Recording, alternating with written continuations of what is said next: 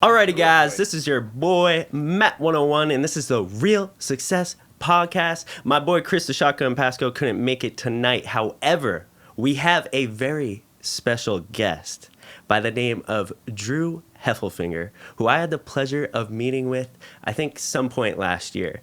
And Drew is in the financial sector, and I'll let him explain a little bit more of what he does. How you doing today, Drew? I'm doing great. Thanks for having me on. Yeah, man. Thanks for coming. Yeah. It's really, it's nice to have guests come on this early in a podcast career. We're still very early on. So to have someone like you is dope. So we appreciate it more. Well, thank you. I'm happy to be here. Yeah.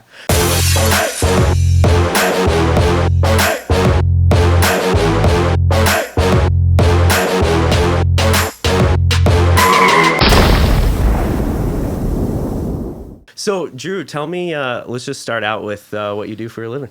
Yeah, so I am primarily a financial advisor. So I work with... Ooh, the second one we had on the show. We got a whole bunch of financial gurus. Oh, do you? Yeah, so you're the second one. All right. Well, I'm a financial advisor. I focus on financial planning and investments, and mostly for successful young families here in the local area. Nice. Yeah. And can I ask how old you are? 33. 33, young looking 33, killing the game. I gotta figure out your diet plan. Looking good, man. You go to the gym? That's more of it, yeah. Yeah? You want to hang out and eat pizza and ice cream, I'm sure you'd love to. So I think I got genetics on my side a little bit. Genetics, yeah? Yeah. Yeah, the thing, I have problem with diet, and also I gotta cut the beer out. The beer kills me. I think. Well, recording this in the dog days of summer, it's a problem for me too. Yeah. But no, I'm pretty adamant about working out and staying active. So I think that's where we kind of keep the pants fitting. Yeah, right. Yeah. And so are you working like 5 days a week nowadays, or are you one of those 24/7 guys, or how is the financial advisement realm when it comes to like schedule? It's a sales role when you're building your career. So you got to strike when the iron's hot, when those opportunities are around. That's the calls, the popping by, saying hi to people, writing notes. Yeah. I'm much more of a believer in that traditional generating referral type of business. Yeah. But in terms of time, I mean, I view my career as a part of my life. I don't view it as my entire life. Yeah. So it's definitely definitely more of a Monday through Friday thing, and add some flexibility in there. I think what's really good about being in personal finance is that getting out there and being social and doing the things that are also important in your life will inevitably lead to you meeting more people, which inevitably leads to more at-bats and more opportunities to create business relationships. Oh, yeah. I see that on the real estate side as well. Like, until I really got comfortable, with being who I am in conjunction with real estate experience, that's when the business started flowing in for me. That's good, yeah. Yeah. So what's a typical day in the life for a financial advisor? Like, are you rocking into an office and like fielding phone calls, or how does that work?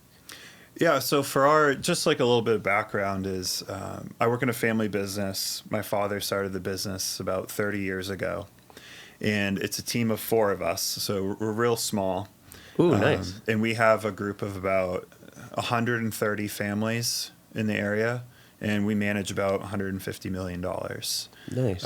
So, if you do the math, you can see like these are fairly high net worth clients, and they're clients that we meet with on a regular basis, whether it's every 6 months or every 12 months. So for us, when we start to get ready for a client meeting, we know that this is the biggest touch point we're going to have with them throughout the course of the year.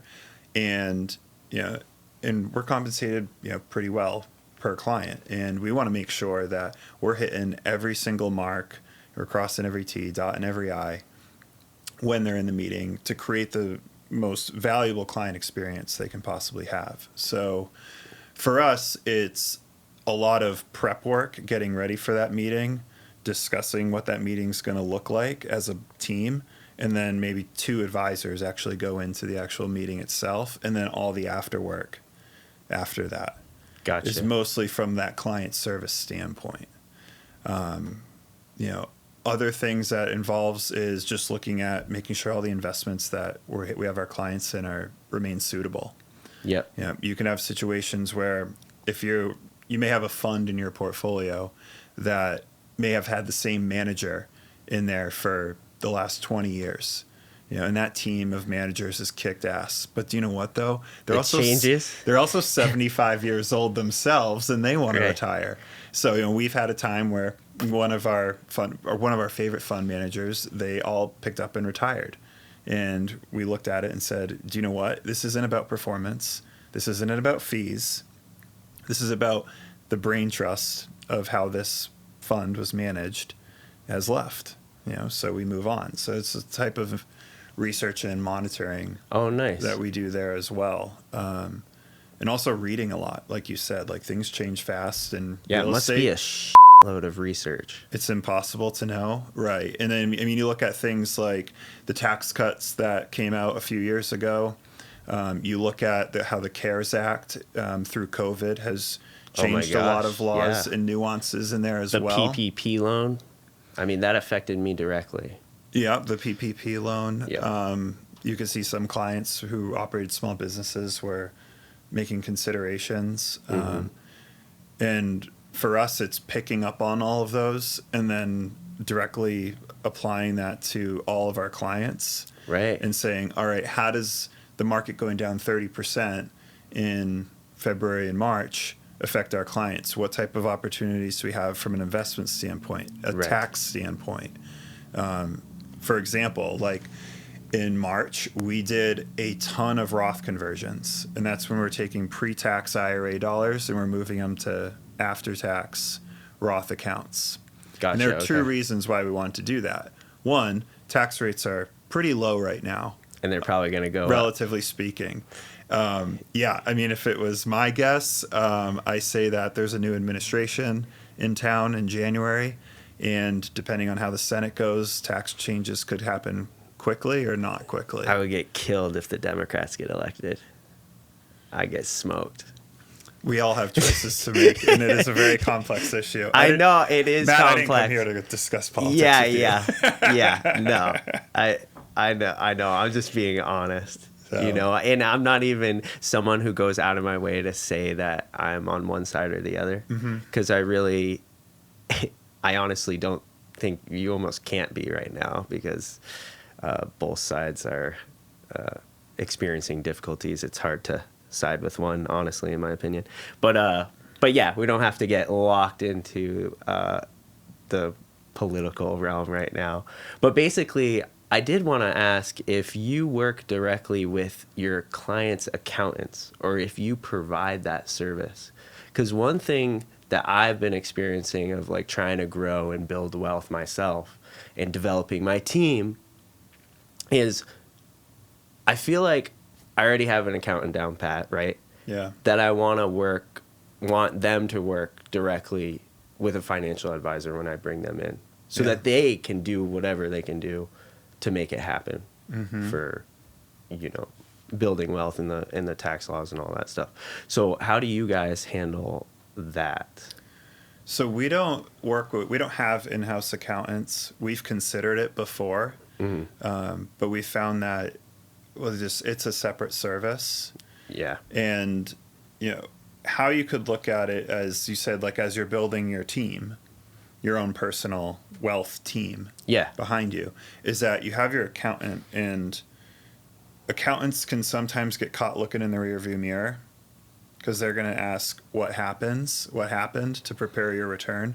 Really good accountants can kind of start to preview what the next year is going to look like. Right. And we love working with those types of accountants, because in our world, the past is the past. And we are solely focused on how is our client going to get forward. Right. And what we'll do is, like I talked about Roth conversions earlier.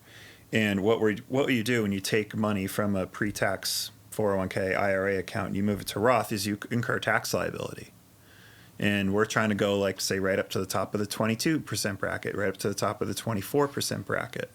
We don't know that. We don't know what that number is actually going to be, because you have to do the conversion before the end of the year. Right. So we're actually making like pro forma IRS Form 1040s for our clients before they even file them. And we're making our best guess as to what it's going to be to show us how much flexibility we have in some of the strategies that we implement. Gotcha. And we're to the point now, we have some clients, we've been doing it for so many years that we're a couple $1,000s off our estimate. Yeah. And we're bringing income like right up to a certain point to take advantage of low taxes. Gotcha. Yep. So does that involve us speaking with their accountant? Yes. I mean, do I speak to a lot of accountants in December? Yes. Right. A lot of them. I believe it. I believe it. It sounds like to me you guys are definitely not a franchise, right? Just family owned, 4 people, been in business. Probably your father started it? Yeah, about 33 years ago, 30 years ago. Oh, nice. Yeah. Great. And you decided to follow in the footsteps? I did. I originally didn't want to. Isn't that, does it? I feel like I hear that from every son of a business owner. Yeah, it could be. I mean, I think you grow up around it, around the dinner Yeah, and table. you're like, hey, I want to spread my wings. Yeah, you have these And then you come back around like a boomerang.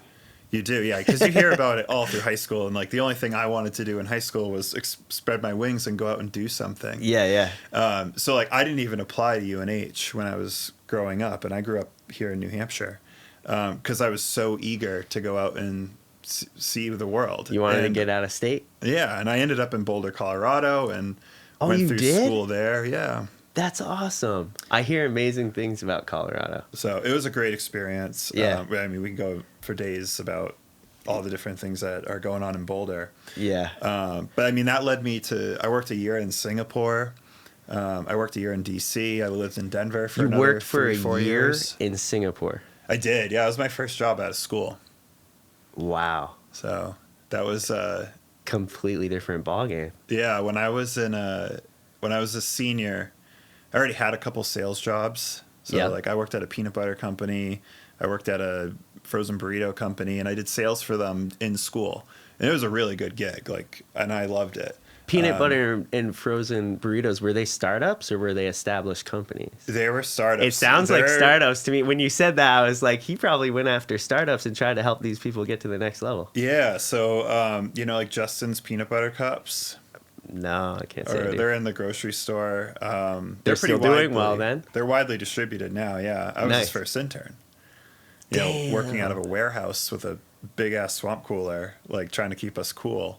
And just smiling and dialing and talking to grocery store managers. That must have been fun because you're growing and watching it grow. Like the company's growing. Oh, for and sure. watching it grow. Yeah, and I was part of the rebranding, and there's some flavors I see on the grocery store shelves, this week that I was part of the taste testing for, like all those years ago. Nice. That's badass. That's cool. Yeah, but I mean, when I was a senior in college, like again, I wanted to just like expand and see what was out there. So Yeah. career services when you logged in there, you could select what state you wanted to search for jobs in, and right next to Indiana was international. And I was like, hell yeah, let's give it a click and see what happens. Nice. So like sending out random jobs. I didn't even care. Like London, let's go. Hong Kong, let's go. So like, did you get a degree?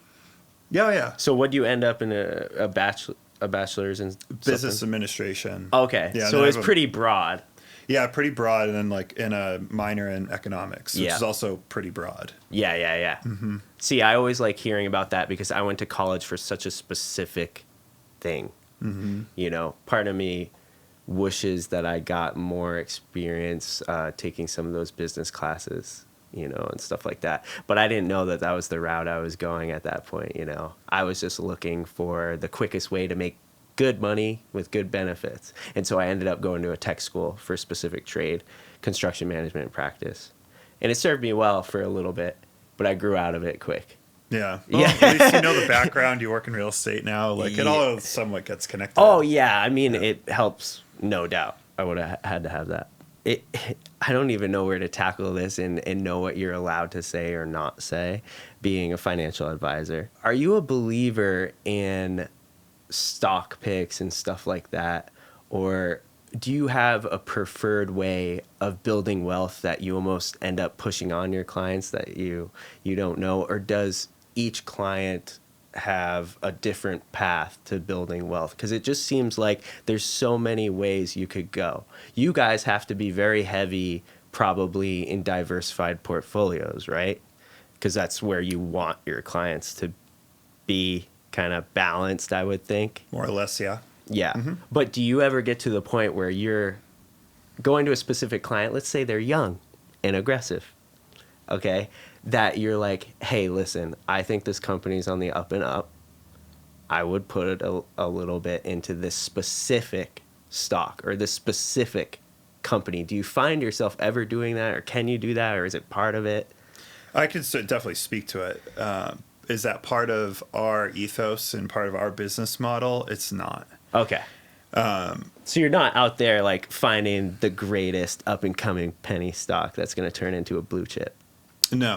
Literally no, I mean, your wet dream, right? Being able to get in at Tesla at $19, right? Yeah. he didn't get what he wanted tonight. No, he did not. He's not going to get what he wants. What's the next? That's all he wants is the next Tesla. Yeah. I mean, I would be interested if you have been researching this at all, if there's any companies that you think are on the rise or that you research yourself, you know? Not, or even an industry. You can just give me an industry. so in terms of like industry, this is we're just talking personal Yes, right now. personal, not advisement. Yeah, I mean, the building blocks of working with clients is establishing vision, establishing savings rates, tax efficiency, then we're investing in primarily diversified Yeah, that's like the portfolios. whole picture. Yeah. Yeah. So I've taken an inkling, and this is just with like fun money, is to just take an inkling in my interests, right? I mean, once you actually invest in something, you're going to be interested in it. Yeah. Like Dave Portnoy, Barstool Sports, just bought a bunch of Bitcoin because he wanted to learn about it. You know, it's just a great way to do it. So for me, I mean, I've been really interested in mental health. And so through some experiences of my own, I've been really interested in finding publicly traded companies that are doing a lot of research in the field of psychedelic medicine. In mental health. Yeah. Oh wow, I wouldn't have thought that was the way you're going with that. That's interesting. Yeah. So what brought you to being interested in that or bringing it along? So I got interested in psychedelic medicine through my family, actually. Okay. Through my brother and through my father. So for their own reasons, they all had these psychedelic journeys. Yeah. Where they had very profound experiences, and I could see right from the first look after they got back from these journeys that they went on that they were different. Really? In a very profound and in somewhat beautiful way. Very positive way, then. Amazing, yes. Gotcha. Yeah, and And are you talking about, is there a difference between psychedelics and hallucinogenics, or is it the same family? same family. Okay. Yeah. Yep. So, I mean, I'm specifically like talking about like psilocybin mushrooms. Yeah. So, Definitely heard of those. yeah. So they're out there. They're Yeah, all yeah. over the place if you know where to look. Right.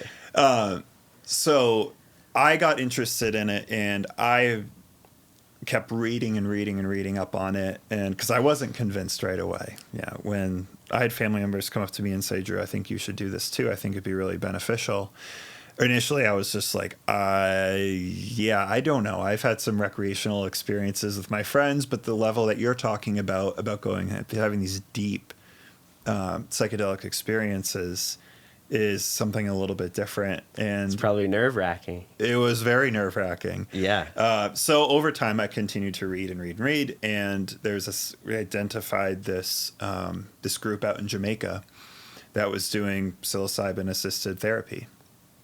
And so I Wow, booked the that flight. sounds The flight was interesting. booked. Everything was In a set. foreign country. Yeah, Not so- even doing this in the United States. No, the way this group operates. Drew, you are an adventurer, my man. I am an adventurer, I guess. Yes, Yeah. you are. So, okay, so you booked this trip to Jamaica. Yeah, so I booked the trip to Jamaica. I went down there in rural Jamaica, like not in Montego Bay, not Negril, not the tourism. not the tourist traps. Yeah, okay. No, not at all. Yeah. So basically, I got there, and we're on this farm on the ocean. This is the rural part where the magic happens. The rural part of Jamaica where real stuff happens. This is where the magic happens for Okay. sure. So, and that's where Were you there get, like, reviews about this group? How do you vet it? oh yeah, there are plenty of reviews. My analytical mind immediately goes to how are we vetting this group in Jamaica and knowing that it's for real? Yeah. Is it from word of mouth and past experiences from other people? Like other people came to you and said, "Hey, Drew, this is the way to go." Yeah, I had a family member go. Oh, okay. So, Gotcha. So it was tested battlegrounds. It was tested, yes. We vetted the group. I mean, the group is it's made up of like half Jamaicans and half everyone else was from the United States. Okay, yeah. How big was this group? So it was 10 of us. Nice. So this was in February. I think I saw you probably right before that. And it was 3 days. It was 3 trips over the course of 6 days. Like 3 hallucinogenic trips, you mean? Yes. Okay. So, yeah, I mean, the first day, everyone's just trying to get a feel for each other. We're trying to learn about each other because the more you know about the people you're going into this journey with, the better it's going to be. I mean, and these are therapeutic experiences. Gotcha. So you didn't know these people ahead of time? No, This was a group. this is a group of people. Strangers. Strangers. Everyone Wow. was seeking something. Wow. Right. Was it mostly people your age? No, a lot of people were older. Really? Were you one of the younger ones? There's 3 of us who are fairly young. Yeah. Who are all in that 30 ballpark range. But a lot of people in their 50s and 60s. One gentleman there was in his 70s. And everyone had a different story. And is this like, for the most part, everyone's first time doing psilocybin? Yes and no. Yes and no. Okay. Yeah, on this level, yes, it was all our first times. Gotcha. You know, doing what is considered like a heroic dose of mushrooms. Well, what I'm wondering is if someone's listening to this and wants to participate in something similar, would one recommend that they test it a little bit first before going on this heroic dosages, heroic trip, sort of say, like the big leagues. Yeah. Like, should you play a little bit in the minor leagues and like test something first, make sure you're okay with it, then go on this trip? Or can people just go as a complete psilocybin virgin? I think you just go. Yeah? I think you just go for it. I think one of the most important things, though, of that experience was that you had some sort of thing that you wanted to work on. And like there's one story of this gentleman. He was the guy in his 70s, and he struggled with alcoholism, most of his life, and that was rooted in a lot of abuse back when he was a child, and he held on to that inside of him for decades, and he was coming to this revelation during the journey. Well, he kind of knew that these were some of his issues going in. Gotcha. Okay. And he wanted to have a better understanding of them. And I think he watched like the 60 Minutes last fall on psilocybin assisted therapy, and he signed up. Wow. And during his trips, he just like kept going back into this world of, as a child, like going back into his inner child. Mind you, this is a 70-something-year-old man. Going back into his inner child and going through some of those painful experiences that he experienced, and what inevitably led to him, how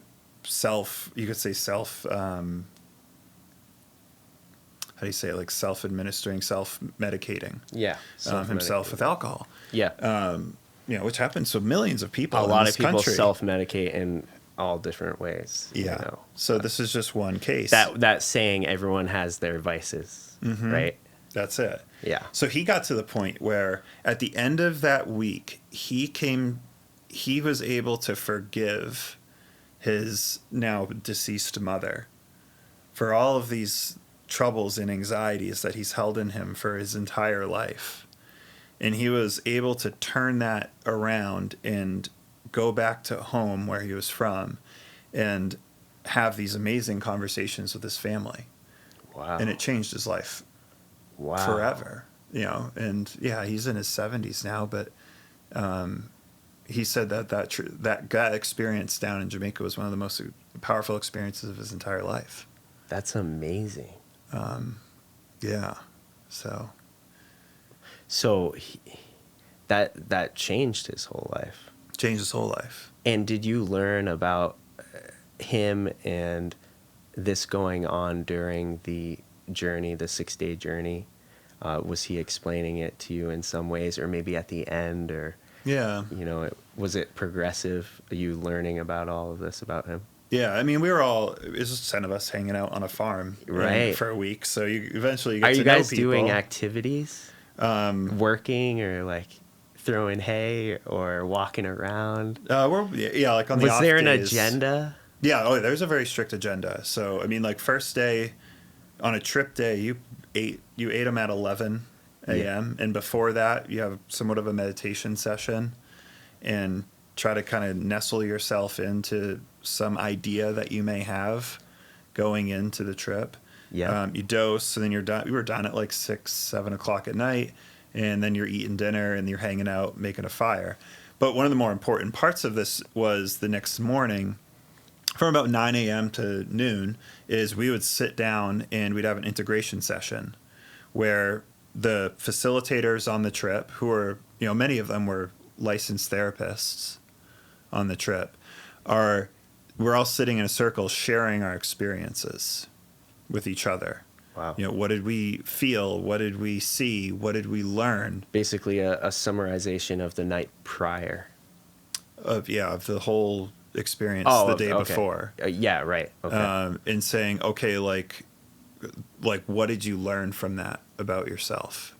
And like what are some things that you can take back into the real world when you get back to wherever you live and live a mentally healthier, more productive Right. and happier life. Amazing. So Amazing. So did they have any protocol? And granted, some of my questions may be naive No. because I've never done psilocybin. But did they have some sort of protocol for if their trip started to turn bad while in the group together? Because it sounds like you guys were together most of the time. yeah, Or almost all the time. we're about 5-10 yards apart from each other, like in a field. Yeah. Okay. Yeah. And so if something was like turning bad for someone, was someone helping them, or did it just kind of evolve and change and depend? Or Yeah, I mean, it's more. I hear the infamous bad trip a lot. Yeah, and I think a counterpoint to that is that it's a difficult trip.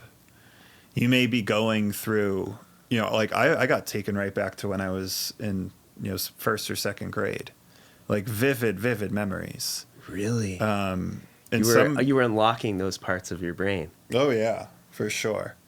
And do you believe that they were true? Like this kind of delves into how advanced the human memory is in the human brain, but do you believe those vivid memories to be almost exact to what happened, or were they stuff that you created in your mind? Because I've heard all these stories, especially my mom's very kind of like spiritual and into vibes and stuff like that. And she says that your memories are memories and they're not necessarily factual. People start to form and change them to morph them into what they mean to them. So like I've found that I've actually exaggerated a lot of memories when I was a kid. Like I was explaining a story to my mom about when I was 5 years old, about when my brother was building a treehouse on my birthday and how upset I was that I couldn't get up there and things like that. And I remembered it very differently than they did, right? Because you're seeing it from your point of view and you mold it into what it is. So when you were thinking about these memories, these vivid memories, do you think you're almost putting your brain is putting you back in that place in time and you're really seeing what's happening, or are you going back into the memory itself? It's probably a mixture of both, because it is all about interpretation, right? Right. Like I had this I had this strange like experience where it was the meditation before going into this was about getting in touch with your inner child. Mm-hmm. And so once we dosed, I just turned on some classical music. They recommend it. And they said, if you want to, like, put an eye mask. Now, did you like over classical too. music? Or they just recommend that? They just to you? recommend it. Okay. And if you like it, you like it. If you don't, you don't. I think I took it out like halfway through. You're not putting on any Lil Mosey or YBN Namir or something, or No. Jay-Z? Lyrics can kind of mess with you for sure. Oh, I'm sure. But yeah, no, some like light dance music at the end. Yeah. Yeah. But I had this like vivid memory of like, or what I thought was a vivid memory of going back to the childhood home I grew up in. And, I'm like playing around outside, like riding bikes, digging holes in the ground, with my friends. Yeah. And like slowly the experience brings me back into my house. And, I go back into the house, and like, from my understanding, I was remembering like where all the angles were, how the kitchen was set up. Like, Oh, wow. Yeah. like the upholstery on some of the couches, like it felt pretty like vivid. Yeah. And I had this lesson was taught to me during this experience where I went into the house and I had, and everyone I knew, everyone I loved, everyone I cared about was in the house. And it was disgusting. It was like a frat house on a Sunday morning. And I was like, what the heck is everyone doing in my house? This is my house. It's filthy. There's dirt all the way up to your knees on the walls. Yeah. Why are you guys here? And so I had this really moment where I was like, this could turn into what some people will call a bad trip. And I was like, do you know what? No, like you guys all have to go. And so like I spent this trip, and it was actually physically taxing on me while I'm sitting in a chair like this pretty much. Right. But all these things are going on in your mind. Yeah. And in my mind, I'm kicking all these people out of my house. Right. One by one by Which one. is emotionally straining. And Exactly. Yeah. I'm going into the basement. Like I'm going around the little corners, the little hiding spots that we used to have. Oh my and hide and go gosh, seek. yeah. I'm finding more people, and I know all of them, and I love all of them, but I'm like, you cannot be here. And I kind of came out of it, and physically I was still just like purging, like tears, snot, like every sweat, everything just kind of pouring out of me. wow. And one of the facilitators, So you had a real physical reaction oh yeah, to what was going on. I'm like a firm believer that like stress is a physical thing that's stored in the body. I have a long story about that, and we'll chime in after, but that caught up with me last year. I didn't realize how much stress and anxiety can affect your actual health. Yeah, your physical. It's amazing. health. It will manifest issues Yeah. that you didn't have. Yeah. Like if you let it get to you. Yeah. It's amazing. But And anyways, that keep gets going. that gets cleaned out, and I'm sitting there just absolutely exhausted, like I just like ran a marathon or something. Yeah. And I start talking to him, and I start describing all of this, and he's like, "Well, Drew, has anyone really ever taught you anything about boundaries before in your life?" And I'm like, "I don't think so." And he's like, "Well, why were all those people in your house, in your head?" And I was like, "Oh yeah, I don't think I've known anything about boundaries my entire life. I think that's something I should probably work on." And I took that lesson, and like I've took that lesson right with me. And am I a happier, mentally healthier person after that experience? 100%. 6 Ways to Sunday. Wow. That's amazing. So to say that, it's a 1960s party drug is one thing, but to use it properly and in right settings, Sounds I like it can believe have a real- has a incredibly profound experience. It can be very, very positive for a lot of people. Right. I mean, for me, it was just establishing how to set boundaries with people I meet. And for some people, they're quitting drinking Right. or reconnecting with their children or, rekindling marriages that have kind of gone off the tracks. There's so many stories out there. But again, I mean, it's like anything. It needs to be used properly, and Right. it needs to be handled with care, and probably in the care of a licensed therapist who's had a handful of trips themselves. Right. and understands what's going on. So to me, that's like a burgeoning industry. So to tie this all back, I started buying stocks that were doing phase 1 and phase 2 trials in this space. Gotcha. Yeah. And so psilocybin is natural, right? Mushrooms are natural. I think natural in my head. Mm-hmm. They don't do anything special with these. No, nothing man-made happens or goes into these mushrooms, right? No, it's organic, grown in the earth. Yeah, see, I do like that idea because I feel like the whole LSD thing can be totally, I mean, when it's man-made and who knows where, it can be so hit or miss, right? I'd be scared to put it in my body. But the fact that psilocybin and mushrooms is natural, it makes me feel like a little bit more comfortable about it. Yeah. Automatically. It's interesting when we first started talking about that story about psilocybin, I had a very strict point of view on it, but you're bringing a whole different element to it that it actually could be beneficial and therapeutic if it's used right. So the fact that you went to Jamaica, I want to dive into that.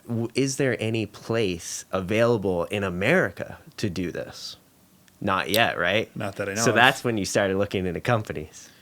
Right. Yeah. I mean, all these. Because if these companies start pouring money into mental health research involving psilocybin and they start getting some money behind them, you see laws and bills start to change, right? You do, yeah. It's just like any rising industry. We're seeing what's going on with marijuana, how it went from medical marijuana to it's starting to segue into recreational. And I remember trying to hop on that train and didn't because there was so much convoluted information out there. Yeah. There was like so much research, I couldn't even tackle it. Like I was like, I want to invest in marijuana becoming a recreational drug in America. Yeah, well, try delving into the research of it. It's and horrible. There's so many different avenues of how you could get your money into it and so many different companies that are doing different things and based out of Colorado and not and all that crazy stuff. But so I totally understand your thought process there. So you found psilocybin to be positive and beneficial, not a lot of people knowing about it and seeing it as possibly the future for this specific thing, which is mental health research and as a treatment, basically, I think is what you're thinking it may become. Yeah, I mean, as a therapeutic. Yeah. And I mean, most of the few that I've found that I liked their story, I mean, they were all based in Canada or doing their trials in Switzerland. Yeah. So, I mean, this is a very international thing. And it will probably stay that way. It's becoming for a while. All right, it's becoming popular in those countries already. Well, I think that those countries are offering the legal framework to be able to do it. Gotcha, yeah. And just to be able to do it in general. Yeah. And run phase. I mean, they're going through same thing with the COVID vaccine. There still has to be phase 1, phase 2, phase 3 trials. Yeah. Boy, have you seen biotech stocks freaking skyrocketing since all this, biotech and anything in the medical industry. Some of them are really shot through. Yeah. Yeah. It's crazy. Whoever gets the I think there's a company that just got a government contract for like 100 million doses or something like that. I'm pretty sure that stock grew wings. Well, Yes. Yeah, those horses left the stable already. Yeah, exactly, right? See, that's the other thing of I do get FOMO when it comes to investments. So talking to a financial guy, I can certainly tell you about this. Maybe you can relate. But I'm younger, right? So I know I can be aggressive. Worst case, tomorrow I can start over. I don't want to. But I mean, like, I'm not afraid to get a little aggressive if I believe in it. So I've been actively looking for aggressive investments, since I started to make money, like real money, like 2017, 2018. And the funny thing is I look back on, I think it was 2015 or maybe 2016, but I was riding in an Uber, right? It was either the end of a late night or the beginning of a night where I was going out and having fun. And the Uber driver says to me, and I had just heard about Bitcoin like few weeks ago. Uber driver says to me, "Hey, I have extra Bitcoins. I'm selling them for $50 a piece. Do you want to buy 10?" And I was like, what the hell am I going to do with this, man? I mean, can you buy anything with it? And he's like, not really right now, but like stores are starting to come around and like blah, blah. He just didn't explain it super correctly. Yeah. And I didn't take the time to research it. Mm-hmm. And if I would have just bought those damn Bitcoins that night, I would have had an extra $180,000 right now. Yeah. But I didn't. And it pisses me off. I wish I could gone back to that Uber ride and just bought those Bitcoins. But hey, that's the nature of the beast, right? You can't win them all. And how was I supposed to know at that point? Well, maybe there's a guy who's not an Uber driver anymore. Yeah. I doubt it. If he held on to any of them. So. I haven't seen him since 2016 or 2015, whenever that was. So probably not. Yeah. Yeah. I mean, finding your niches like in that kind of world is tough. I mean, I always think like you gotta be passionate about it. You gotta understand it. Yeah. And then you can engage. And me, I couldn't own like commercial property because or at least like do it on like a small scale. Like I could go out and buy like a 4-unit down the street here. I could never do that because it would emotionally kill me if someone calls me at 11 p.m. at night when I'm trying to go to sleep at night and telling me that my toilet's broken and I need to go fix it. Right. That would drive me freaking crazy. Like, I need to find other places in this world to go that satisfy not only what some number targets could be, but also remember, I don't live to work. I kind of have work as a part of my life. Right. And I fully intend on keeping it that way. And there's like little things like that. I'm just like, I would never want to even touch that. But for some people, it just fuels them and gets them going. Right. So. Yeah, and I think that's in some ways how we differ, right? You're really coming from passive income at its finest with the least labor. Like you having diversified portfolio and getting dividend income or watching stocks raise and getting your 6 to 12% or whatever the average stock market increase per year is. You're watching your money make money and you're helping your clients do the same thing, right? When it comes to real estate investments, the common misconception is that it's very easy passive income from the beginning, like rental properties. Passive income. Oh, okay, the rents are here. I'm going to make $600 after expenses are paid per month. Once I get to here and refinance, it will bump up to $1,000 a month for me, passive. Right. But that isn't the case, like you said. You don't want those 11 o'clock at night phone calls, all of that fun stuff. However, there's a way around all of that. And there's some people who do it correctly, in my opinion.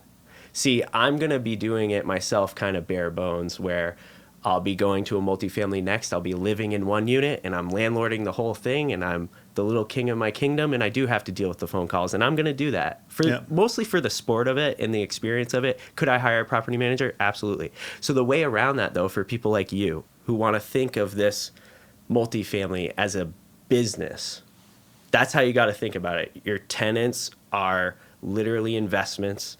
The building is your investment as a whole, but it's a business. If you have a great property manager in your repertoire, you can make that a truly passive income business with little to no maintenance. Yeah, and you got the power. I mean, you're leveraging as well, so you have cash on cash returns that are far in excess of stock market returns. Yeah, but you also have to look at it as, like you said, it's an active business. It is kind of labor intensive, especially in the beginning. Right. Just like me wrangling in clients, it's the same thing. Right. Whereas that's probably a closer analogy to this type of commercial real estate than investing in the markets.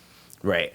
But I think there's definitely room to do both if you have the tenacity to deal with it and get to where you want to go faster. Mm-hmm. Because I thought for a while, it's funny, my broker, so I speak very freely with the owner.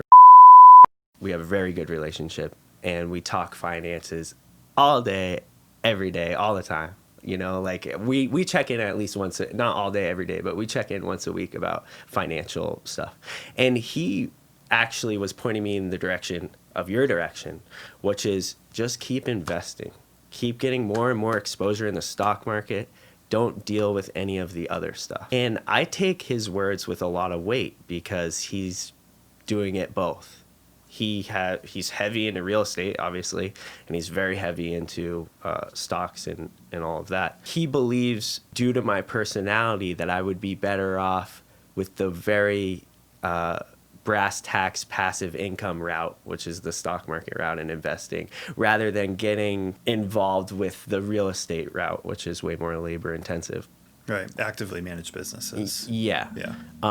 But I think personally, I'm interested for what's going to happen over the next 5 years, because I'm going to not listen to what he said, and I'm going to try to do both and see how it goes, because I honestly have seen clients be very successful with it. Yeah. And I've helped clients do it. I've sold 3 and 4 unit buildings to people our age on a regular basis in Manchester. Oh, I don't doubt it. Yeah, because they start out, you know, especially like a single guy. They start out, they're like, Matt, I want to get a condo or a single family or whatever. And then I'm like, well, hey, you can get approved FHA for $325,000 as long as it's a 3 unit or more with 3.5% down. You just got to live in 1 unit for a year and suffer, my man. Let's do this. Let's go. And he's like, wait a second. That sounds good. I was like, yes, you got to suffer for a year. You're going to have no privacy. They're going to know exactly where you live, and you're going to have to be real picky with your tenants. But this building is going to serve you for the rest of your life, my man. Yeah. So let's rock it. And so some of them are like, hell yeah. The ones that I don't convert over to that are usually couples, newly engaged couples, or like families starting out. Because the last thing they want is to live in the heart of the city with no yard, with 2 tenants under them, and, you know, they're about to have a baby. You know, it's just like, it's not kosher with the situation, right? So I take a client in, and this is where realtors differ. I really try to look at a buyer's overall situation. I get involved because a lot of buyers think they know what they want once they contact a realtor, but they don't once they get into the logistics of what's what between loan type and where they're looking and what their situation is, why they're moving there. Are they moving there to be closer to work? You know, I try to take in the whole picture and then help them get to where they want to be. All right. I mean, you've seen it hundreds of times. Yes. Yeah. And there are some clients where I have more room to do that and other clients where I don't. For instance, first-time home buyers, that's where I can really have fun and really help them get in a good position. 3rd time, 4th time, and 5th time home buyers is a little bit of a different ballgame. They do know what they want. It's later in life. You know, they just need their young buck realtor to do what they need to do to make it happen for what they want. But so it's definitely the younger clients where I have room to play and have fun and really enjoy what I'm doing. Yeah, I see that too. Like when I work with, usually when we start working with clients, I never work with single people. I've almost never work with in our age group. Yep. It doesn't really click until family generation. Yep. And then once that family generation is, it's like, hey, they think about the future then. They don't think about it until then. Yeah, exactly. It's crazy. It's immediately just goes boom. And then it's like, all right, Drew, I've been like saving, I've been like doing the match on the 401k plan over here. Yeah. And she's like, oh, I've been maxing mine out. She's like, okay. And it's like, all right, what kind of like life insurance do you have? Oh my gosh, I've seen so many couples that are completely polar opposites. Like one of them is like 800 credit score and like a financial superstar, and the other one's like, I just bought that car that I shouldn't have bought. Yeah. And you're closing in how many days? Yeah, right. It's like, this is going to kibosh the whole deal. You know that, right? Yeah. And it's like, hey, I got like this life insurance policy my grandma gave me, and I have like 2 times my salary at work. That should be enough, right? And I'm like, oh, no. Yeah. Like, you got to replace a lot of income for the rest of your life if you want to make this work. And so it's just kind of working it out and trying to get it all in one page. Yeah, you must take like a web and like it must be like spaghetti when it comes to you, and you gotta bring it together. Yeah, I mean, just like a business, like we're making complete financial statements, but for a family. So, I mean, we have our assets on one side, we have our liabilities on the other. We're boiling it down to a net worth number, which inevitably is going to give you the flexibility to retire someday. Yeah. And saying, all right, we have liabilities over here. We know mortgages are 3.25%. We know over here we can earn 7-8% in the market in this Roth IRA. And we start putting projections on all those. Yeah. And then we start making a statement of cash flows. And we start what's coming in, compensation, maybe some sort of gift or something from a parent or something like that. And then we have all these expenses, living expenses, liabilities like the mortgage. We have taxes. I hate that liabilities column. You gotta get rid of them. Yeah. But I really look at my tax account when I'm doing taxes and doing quarterlies. I really get to look at it and I'm like, yeah. I always want to tighten the ship. I'm like, does my Comcast bill need to be that high? Do I watch the news that much? Should I cut my cable? Like, I think about ways to sharpen things up, but then I'm like, okay, you also got to think quality of life too. Yeah. There are certain things. I do spend $20 a month, or no, I spend $40 a month on gym memberships because I have two, because I want to be able to go to two because the hours differ. Like one's 24/7, one's not. Yeah. And there's like things that I am willing to spend money on that I know, is not necessarily a necessity, and I could be putting it towards my investments, but you got to make sacrifices. But I think, overall, if you maintain towards that goal of wealth building and you hit your goals or try to hit your goals every year, I feel like no matter what, you're going in the right direction, and it's okay to spend a little bit of money on luxurious stuff here and there. For sure. As a financial planner, some people will say, oh, like, you can help me budget. I'm like, no, I am not helping you fucking budget. I'll help you budget, like, month to month budgeting. I'm like, absolutely not. No. Like, let's identify something, long-term goals out here. You want to send your kid to college? You want to retire someday? Maybe you want to buy a boat or a second house? I don't know. Tell me what you want that's out there, and I'll tell you how much you need to save to make it happen. So you're like, you need to put away this number no matter what. And I don't care how you get there, just this number every month. Right. I'm basically writing you a monthly invoice for yourself. I'm helping you figure out what that invoice is every month to get you to that goal in the future. Yeah. What you do and what you buy on your way home from work or, on your way to work, I don't do what makes you happy. Yeah. It's not important to me. Right. If the triple espresso caramel latte is what you want and it costs $5, then go out and get it. Yeah. Like, you want to buy that every day? Hey, if it makes you feel happy. $5 a day times 365. Okay. Yeah, it's a real budget item. Yeah. Right. Yeah. So, I mean, that's how I approach it. Because, I mean, look, it's none of my business to get into your business. It's really my job to absorb the facts, organize them together, and provide some ideas for you that are going to help you get to where you want to go. And just help you hit the goal. Help you hit the goal, help you invest per whatever the investment policy is that we've generated. And that's how we can work together. And that's how we've found that's how we have had our best relationships. Nice. It's never hands-on and performance-oriented. And, performance is important, but, it's the last thing in the line of thinking when we are building a comprehensive plan for our clients. So with everything going on in the world right now, the worldwide pandemic, I mean, policies that the government's spitting out that we've never seen before, are you seeing clients get more conservative? Because I completely changed so after March, it was right after I closed on my condo. So I like to consider myself fairly financially savvy, obviously, nowhere to your caliber, but after March, I completely changed my goal and my plan for the year, and I tightened up and got real conservative. And instead of my goal originally was to get this amount more into the market by the end of the year, and it changed to I want this amount in liquid cash by the end of the year. Okay. And so I actually created a savings account specifically for this purpose, and I have a cash goal of liquid cash that I'm trying to hit, because I'm very interested to see what happens after November. And I want to hit next year with a 3-pronged attack. Oh, really? Yes. Tell me more. Do you want to hear about my 3-pronged attack? I want to see if you approve of it.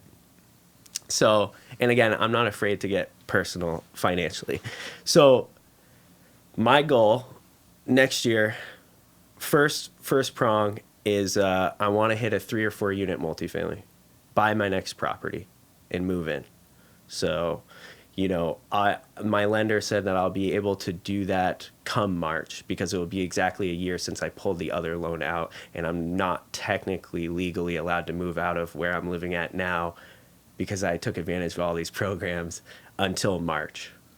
So, boom, pre-approved in March 2021. Go grab a 3 or 4 unit, ideally off the market or someone I know or something. Second prong of attack is I want to create either a SEP IRA. I really want a SEP IRA just to basically for the tax write-off, because I pulled in a decent amount of cash, right?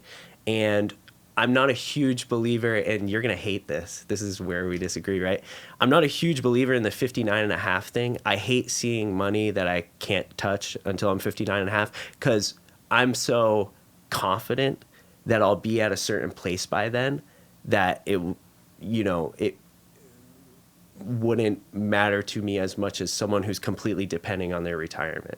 Do you understand what I'm saying? Like, I think I'll be at a place financially where I won't be depending on that account that I can only touch after 59 and a half. You see what I'm saying?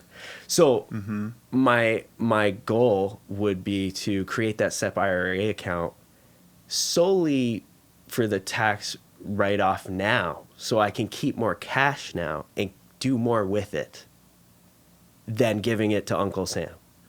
I'll be fine with giving stuff to Uncle Sam when I'm 59 and a half, because ideally I'll be very wealthy at that point if I stay on my path. That's the second prong. And the third prong is just beefing up my individual account. I have a TD Ameritrade account. I use it mostly to trade if I really feel like the need to trade, but I don't do it consistently to produce income really anymore, because it just takes too much time and it's so much research.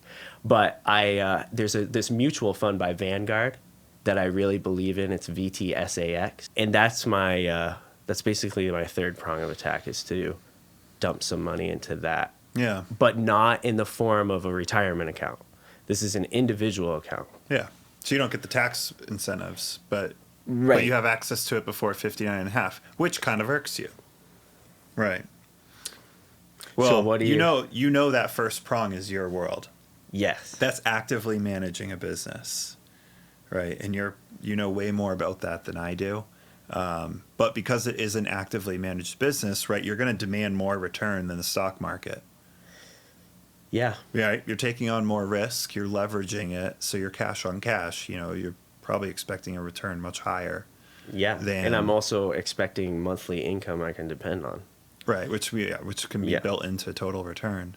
But I mean, you look at something like a SEP IRA, because I know like you're an independent contractor, and it's the same thing as a 401k or an IRA, where you put money in, you get the tax write-off, it grows tax-free, and then you take it out, and then you get taxed on it.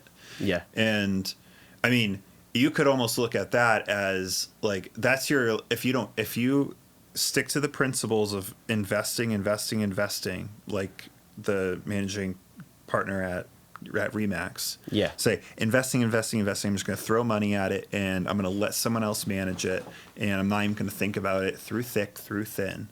That's a home run.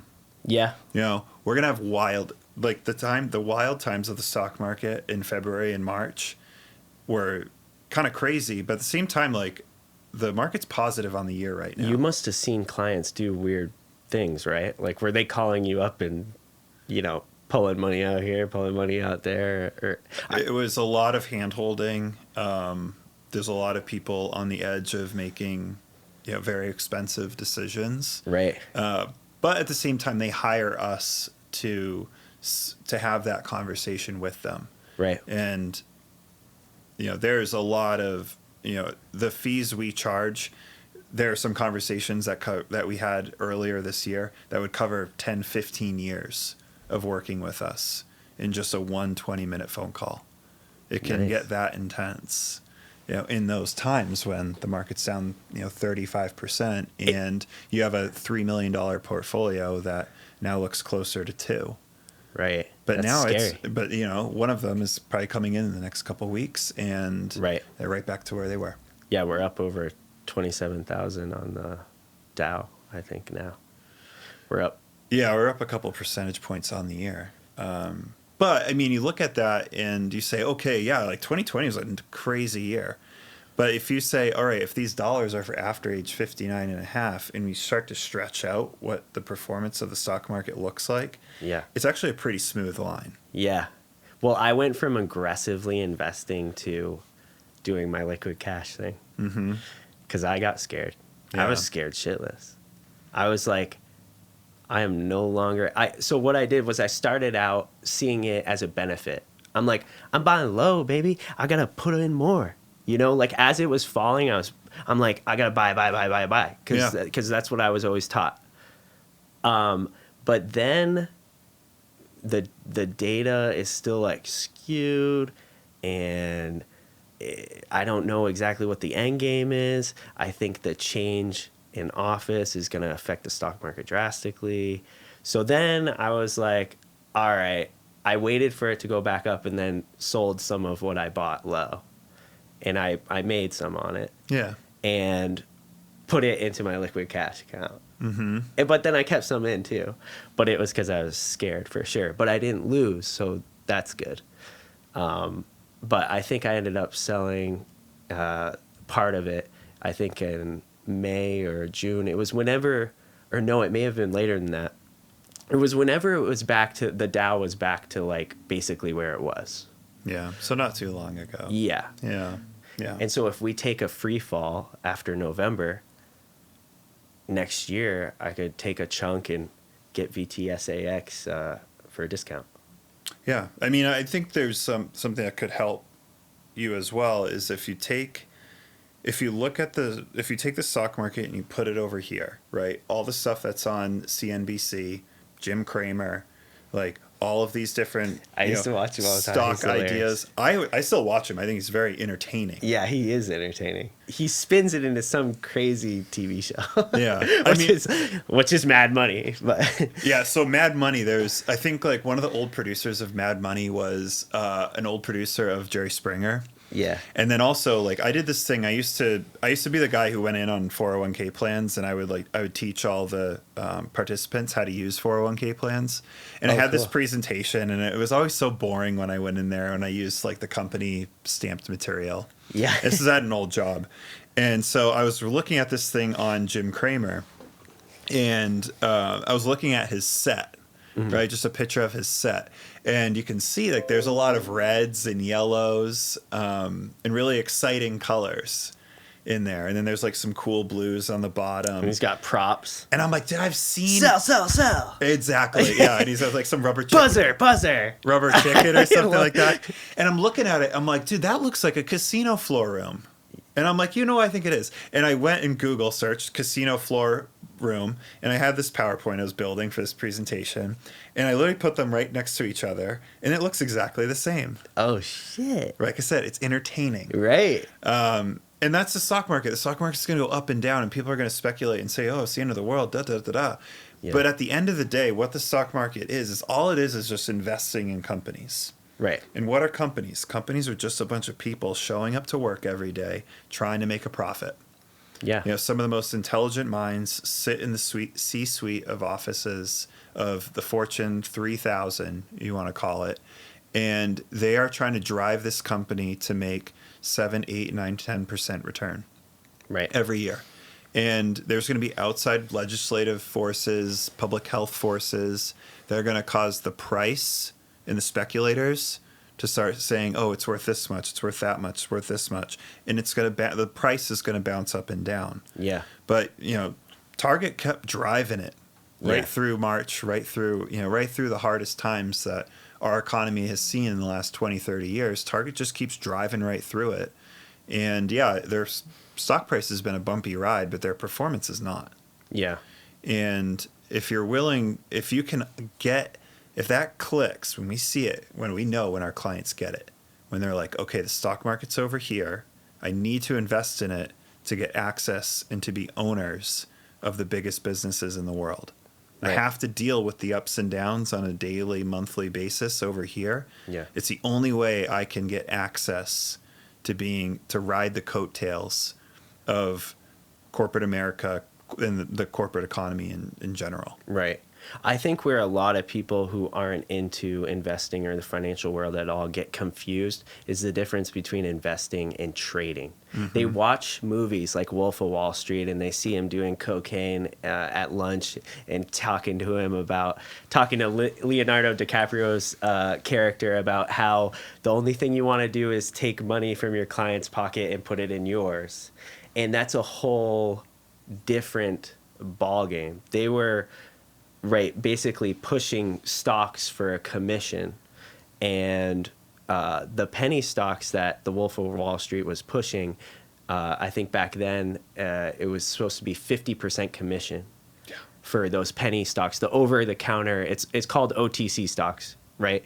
So for every OTC stock Jordan Belfort sold, he got to keep 50%. So if someone gave him $10,000, he just made $5,000. And that's where that astronomical amount of money came into play. And I don't think people realize now that stockbrokers can't take those big commissions anymore because, we have online brokerages.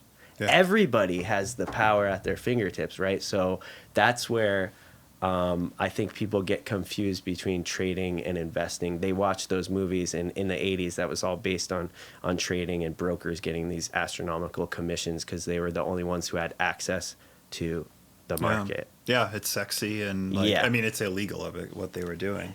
But I think when I first got into this business in 2011, 2012 is when a lot of those online platforms were coming out. Where the retail investor could get access to pretty much anything that an advisor had access to.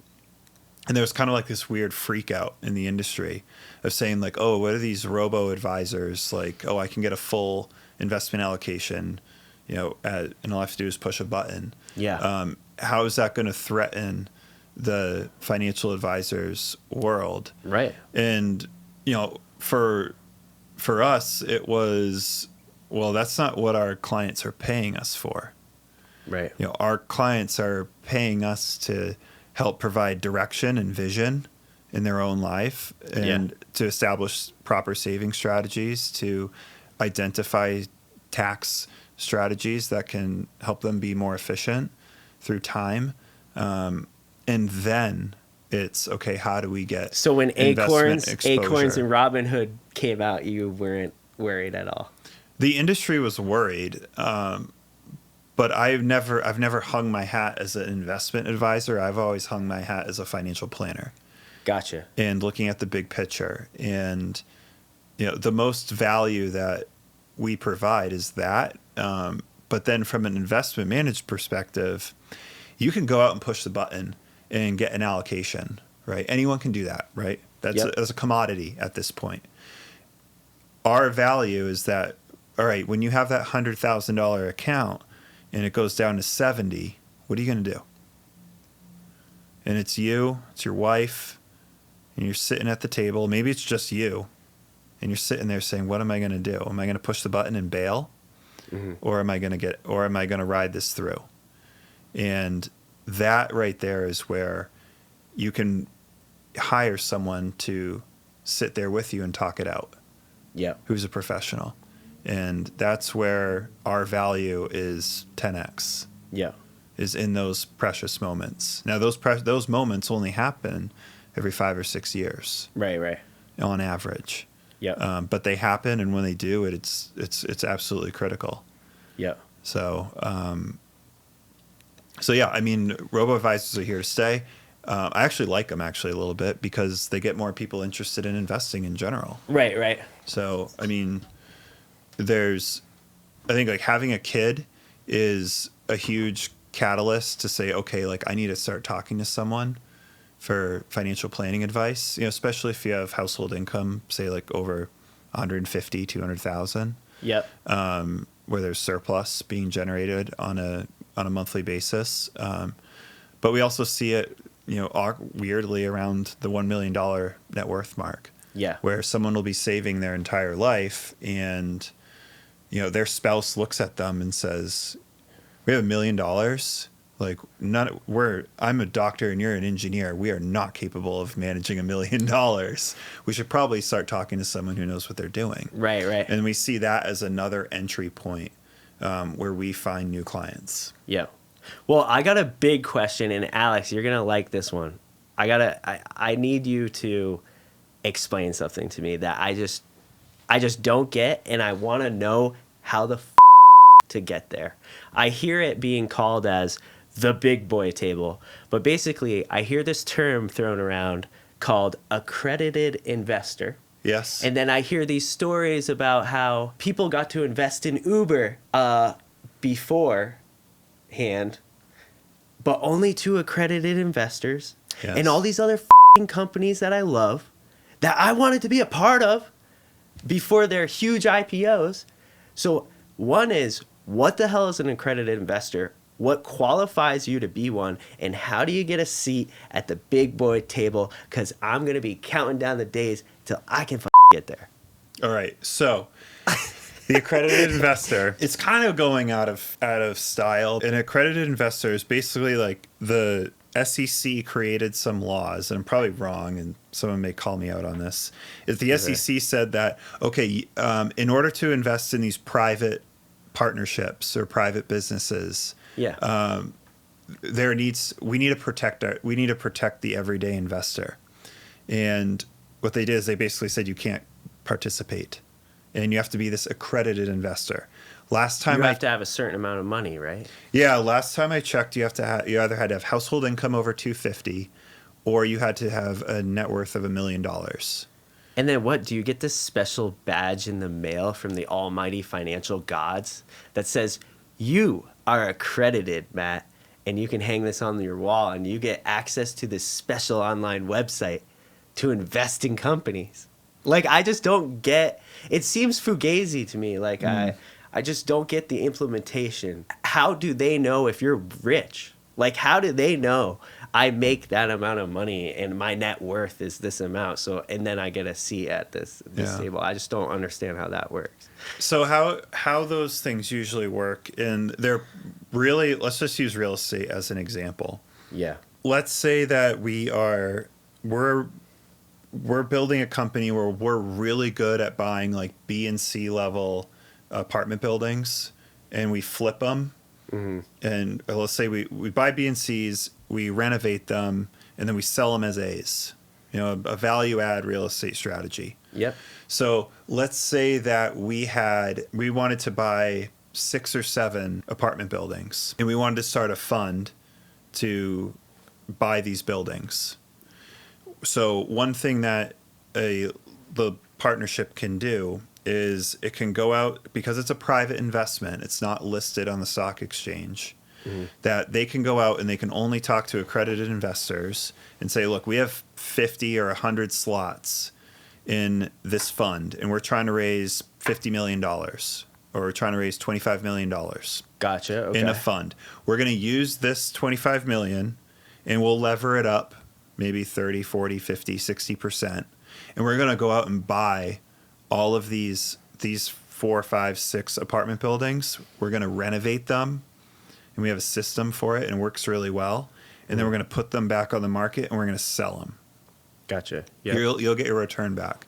When I was cutting my teeth in the investment world, the company I was working at we shared with our clients this same type of limited partnership, and the returns were 15, 20%. Because you obviously knew if they were accredited, because you knew their net worth. It was already, they have to disclose, to be in the partnership, you have to disclose the fact, or you have to sign it, basically an affidavit saying that you meet this criteria. Okay, so that's what I was missing.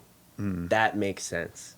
Okay. Yeah, you have to sign a form, basically sign a form, an affidavit Got that it. says, I'm an accredited investor.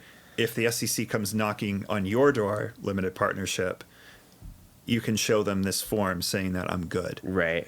Gotcha. And I guess the SEC could go deeper and deeper. I don't know much about that. Yeah.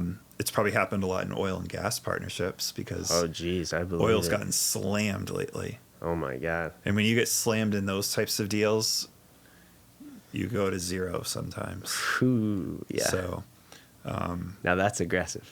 yeah, so that's what an accredited investor is. I mean, the hard part then is now how do you find these investment opportunities? Because I can go out and I can find every publicly traded company in the world, with the touch of a button, but I'm not going to know about what these really good operators of real estate are doing, in Wisconsin. Yeah. And those guys are really good at flipping apartments, and that's what they do. Yeah. And how do I get access to them? And it comes down to networking and knowing where places are. Yeah. Gotcha. Now, I do have to tackle this subject with you because I think we have differing opinions. So, do you believe you should be owning a house right now in your situation? In my situation, Yeah. 33, Yep. single, Yep. no kids. Yep. No, I'm cool renting. You're cool renting. I'm okay with it. You're okay with it. Yeah. Okay. From a cash flow perspective, it works. Yeah. There's nothing I would want to live in right now that could beat what I'm paying in rent. Yep. I love the place that I live. Yep. I live right above a bar. That's pretty sweet. That's Pretty convenient. That's pretty convenient. I Yep. always have a parking spot right outside. So for me, it works. Plus being a single guy. Yeah, for me, it works. I can walk downstairs. I'm right here on Elm Drew's Street. social life is killer, guys. Not bad. I can walk to the bars. Yeah, you can watch this. So in that case, it works for me now. Yeah. But, from a purely consumption standpoint, eventually I'll want to have a house with a yard. But don't you want to every month? Don't you want to be gaining some equity? I do have equity. I invest about dollars on every month. I surplus every month. Okay, I see where you're going with this. All right. So I'm still investing. How about this for a person who's not in the financial realm, who doesn't have exposure like you do to stocks and investing and building wealth? Should they be renting or owning a property? I think house ownership is a consumption good, not an investment. So I would have to agree with you in some ways there. it's the So- age-old hybrid. I Right. guess. I don't believe the single family house that you live in is necessarily an asset because it's not producing any income for you. You're literally living there almost as a luxury. So you can have the privacy, you can have the dog, you can have the dream. But if you don't like something But in the it's- house, you fix it. Right? That's true. That's cool. I can't do that in my That's place. true. The one difference is that when you're renting, so say someone's renting that same house, they don't even have a chance of getting that money back. Sure, when the water heater goes, your landlord's supposed to fix it, which they do sometimes, right? And pay for it.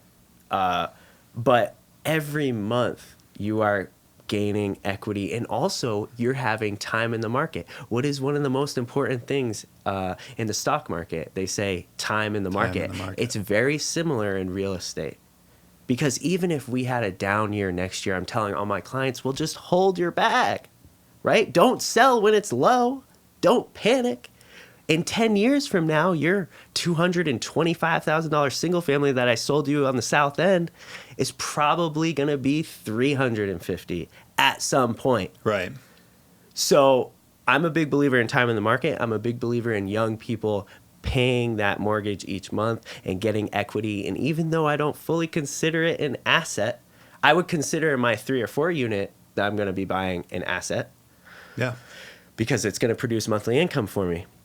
However, I don't fully put it on the liability side of things. I think that young people should be purchasing and owning and getting that time in the market, whether the market's high, low, or in between. Some people come to me and they say, well, Matt, it's a seller's market. I know that. They said it on TV.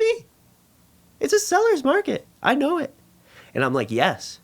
But we also have historically low interest rates. And your parents used to get locked in at 12%, 11%, and thinking that they were getting a deal. You literally you are able to borrow money for 30 years right now for so cheap. It doesn't not pay for you to be a buyer right now. Be a buyer. It's fine. Because the market, just like anything, goes through cycles. The real estate market goes through cycles. And no matter what, as long as you're not selling at that crisis point, you're going to be fine. And my other attack to that is during the housing crisis, people were getting locked into adjustable rate mortgages. And that adjustable rate was getting kicked in, and they were going from 5% to 7% to 8% to 9%, and their monthly payment was going from $1,700 to $2,100, and they're like, oh my God, I can't afford this. I'm a mechanic. And then they were getting foreclosed on after the mortgage insurance company started going under, mainly A&G.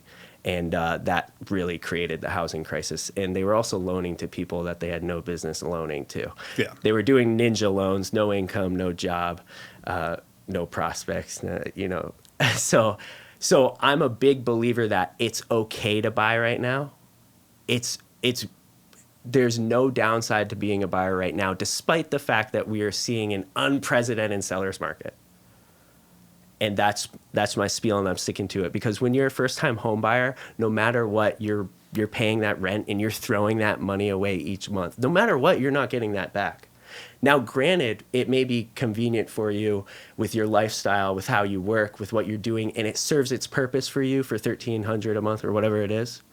But when it comes down to brass tacks, in most people's situations, owning is better right now if you can get there. Yeah, I mean, I have a friend in Denver who, she bought 5-6 years ago, and they're putting the house on the market, and they're making a killing. Yeah. I mean, the amount of equity that they're not going to make a killing. The amount of equity they're going to be able to carry into the next place that they have to live in, right, is going to be a lot of firepower for them. Yeah. And that worked out really well for her when she got in. It fit her. It fit kind of what she wanted in life. Yeah. From a consumption goods standpoint, I see as my preferences are going to change. Yeah. And the house I inevitably want to live in and, raise a family in, is way out of my range right now. Right. And it'd be almost foolish to even try to make it work. Yeah. So right now it's fine. Yeah. But when that day happens and, I'll be ready, but I'll be ready because I prepared for it. Right. And I squirreled away all that cash. But it's also okay to do transitions in real estate. Oh, yeah. So I explain to my clients all the time, I say, listen, the dream is no longer to come home from the war and purchase a house that you're going to live in for 30 to 50 years and raise your kids, and you're only going to live in one. Because guess what? That doesn't happen anymore. It just doesn't. I think our generation will move more. They're more easily making changes. It's not like the old guard. It's really not like our parents and their parents. They really wanted to build a house or buy that one house and, hey, we live there and deal with that wallpaper and be there forever. But our generation is going to be buying and selling every 3 to 7 years. I can already see it just from the years I've been in the business. I have so many repeat clients that I've already done 3 transactions with or 2 transactions with. Just in my time in the real estate market. And it's because we're not afraid to move, because they're starting to get more financially savvy when it comes to real estate, because it's not really financially savvy to purchase one house, your dream house, and be there for 30 to 50 years, because your life is going to evolve and change, as is your goals, as is your income, as is your investments. And it's okay to buy and sell every 3 and 7 years. You should capitalize on it. You should do it. You should take that money and go to the next place. And that's another reason why I feel like I have a lot of job stability. So So yeah, I mean, I think if you just look at So the job basically, I'm market, going to give you people my switch card jobs. after this podcast. I'm going to give you my card, and we're going to hit the house hunt tomorrow. Yeah, I know where to find you. Yeah, I mean, I've heard this conversation get peeled back every which way. Yeah. Over and I'm over sure. and over again. And yeah, and there's pros and cons to both. It is. So Because even if you're selling and buying, so I have a lot of clients who come to me and say, yeah, I'm selling in a seller's market. I'm going to get top dollar for my house, but I'm also buying right. in a seller's market. Mm-hmm. And I'm like, well, yeah, it kind of comes out in the wash, right? Like, that's when you're selling and buying at the same time, unless you're changing areas, it's probably going to happen that way. Yeah. Now, granted, you may get lucky and find a good deal on the buy side and be able to really pocket some of that net from your sale. But for the most part, you will see a little bit of it comes out in the wash. It's just flat either way. Right. But that's another reason why my spiel to first-time home buyers is so much stronger. Yes. Yeah, because they're not in that situation. Yeah. Wouldn't it be nice if you could put down 20, 30, 40% instead of like 3, 3.5. 4? Yeah. Yeah. I mean, I see that logic for sure. Yeah. I definitely personally I lean on the consumption side of it. Right. And lifestyle. It doesn't, like, I understand it not, when you explain your situation to me, I understand it not really making sense in your situation necessarily, because you are so deep into the stock market way of investing and doing things and not the real estate way. It sounds like that you never want to own rental units, by the way. Just from what I've gotten from you, like, over this conversation, I don't think you ever want to come anywhere close to being a landlord, by the sounds of it. Nope. Yeah. you're just not into that. No. So for you, you're really looking at buying property and living in it. Yeah, enjoying it. And so that doesn't easily go over to the asset column, because it's not going to put money in your pocket. The next property you buy is not going to put money in your pocket. It's going to take money out, but you'll just be living in a different place. And the only plus side is, like I said, time in the market and gaining that equity for you. Yeah, it's going to be a cool spot regardless. Hell yeah. I'm interested to see. Hopefully you interview me along with all the other agents. I say, hey, listen, if you know a ton of realtors, I tell this to all my clients that are well connected and know everybody. I say, well, listen, when it comes time, we'll sit down at my office, and if you don't want to work with me after that 30-minute meeting, you don't have to. No hard feelings. Yeah. But let me just say, no one's ever walked out of that 30-minute meeting without us hitting the pavement the next day. Ooh. Ooh. We make it happen. All right, I'll be tough, but Yeah. I'll do my spiel. Yeah, well, I could talk to Drew all day, man. You're an interesting cat. Dude, the adventure in you, the background you have, the different jobs. I mean, we're only 5 years difference or 6 years difference in age, but I feel like your 6 years is probably equivalent to my 10 years with all the shit that you're doing. yeah, you never know. You've been in Singapore. So I'm kind of a New England boy, right? I haven't ventured outside of New England very often. I've been on, the first time I was on a plane was when I was 18, right? And for you, it was probably a lot younger, right? Yeah. When was your first time on a plane? I think it was like 5 or 6. Really? Yeah. And so were your parents always kind of traveling and doing their thing? No, I mean, I grew up in a household of a business owner. So there are some highs and lows. But my father's always been someone of who appreciates experiences. Yeah. So when there was the ability to do so, that we did it. So yeah, I mean, I went to Disney when I was like 5 or 6, but some of the more impactful ones are just like me and my family went to Costa Rica, or got in a minivan and went all over the West Coast when I was younger. Those are the experiences that stuck with me. And I've talked to him about this, and he's like, could you actually have afforded it back then? He's like, no, I was freaking completely insane. But I know that my time with my kids as kids is finite. And I got to take advantage of those times, regardless of what else is going on in other spheres of my life, whether it's career-wise or financially speaking. Right. So I always honored, I always held that to heart when I'm making my own decisions. Yeah. And always valuing experiences, and to have experiences, sometimes you got to be flexible. Yeah. And you got to make sacrifices. So, I mean, I bounced around a lot early in my 20s. Oh, really? Yeah. But I bounced around in the financial planning industry and kept looking for what was next. Yeah. And, it led to me quitting jobs. It led to me getting fired. Ooh, you got fired at some point? Yeah. So, but at the end of the day, it was just a path of me trying to figure out what was the best fit. Yeah. And I knew the place I was at wasn't a best fit. And, eventually I was just like, look, I'm interviewing other places. Like, I want to see what else is out there. Right. And they're like, Drew, you've been interviewing for 9 months. We can't do this anymore. Get out. Yeah. Yeah. And eventually, you found your spot of me. I think one of the biggest things that millennials can do is, and I guess Generation Z now as well, and even I guess really anyone under the age of 40, is if you're really passionate about a business, get small.